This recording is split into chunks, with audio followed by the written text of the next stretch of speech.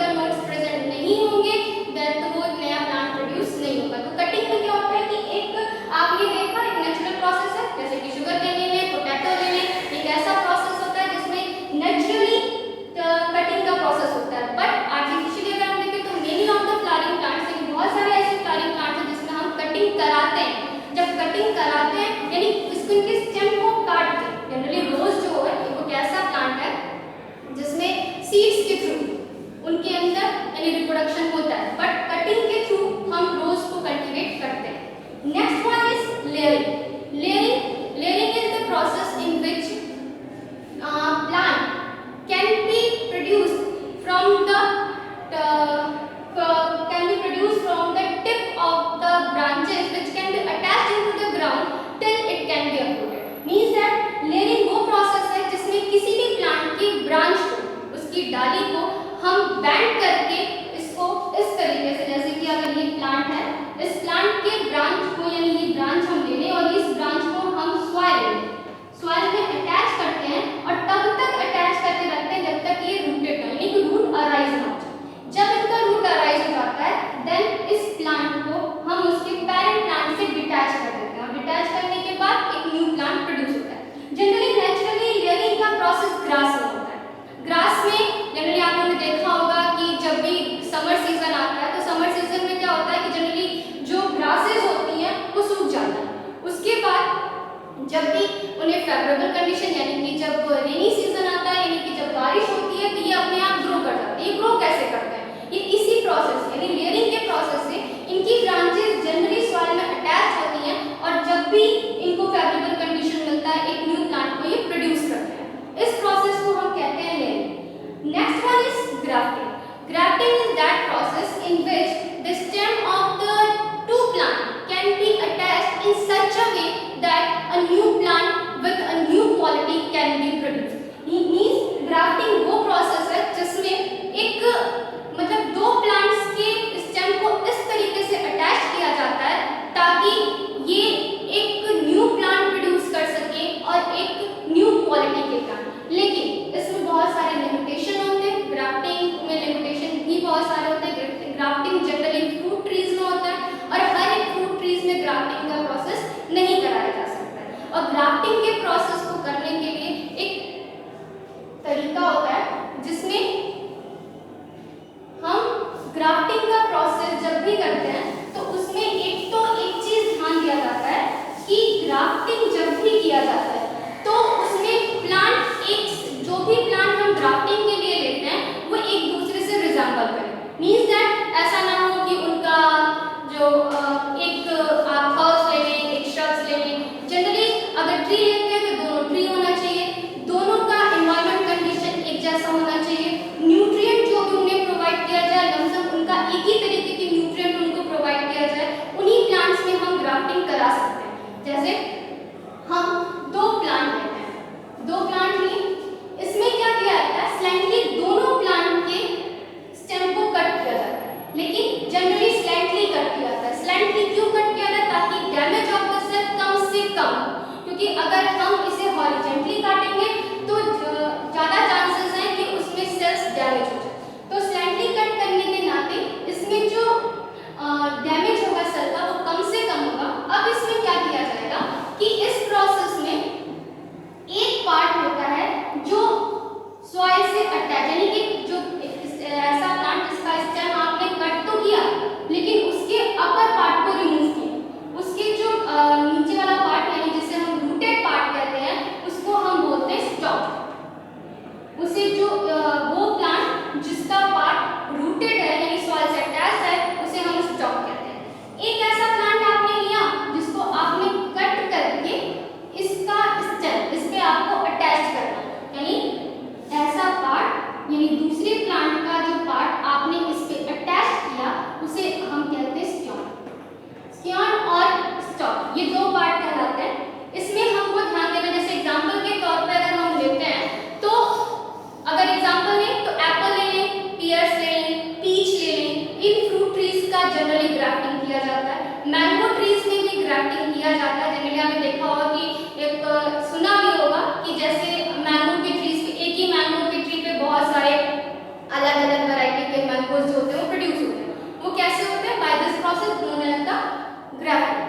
Grafting में फिर क्या होता है कि आप क्या करेंगे, जब भी दोनों पार्ट को अटैच करेंगे तो सबसे पहले इसको जो होता है टाइप किया जाता है, इनके ऊपर ओवरलैप इनके ऊपर जो किया इनके ऊपर पहले क्या लगाया जाता है, मड लगाया जाता है। मड इसलिए लगाया जाता है ताकि इनके अंदर मॉइस्चर मेंटेन रह सके। उसके बाद इनको रैप किया जाता है क्लॉथ्स यानी कपड़े से